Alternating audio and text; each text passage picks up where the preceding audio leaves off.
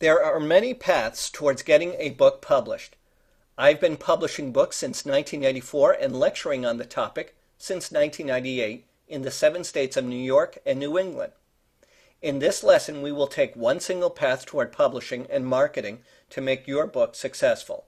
In the end, you will know how to get your book on Amazon and Barnes & Noble.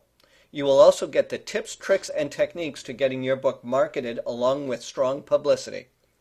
The topics we will cover are the following: copyright protection, few basic mechanics of book publishing, including ISBN, barcodes, and Bowker, different formats for books, paperback, ebook, and audiobooks, the Amazon family of companies to help with your publishing efforts, getting your book on Amazon, Barnes & Noble, and Audible.com, marketing elements to create an effective news release, and publicity to get your news release to the media for that important interview.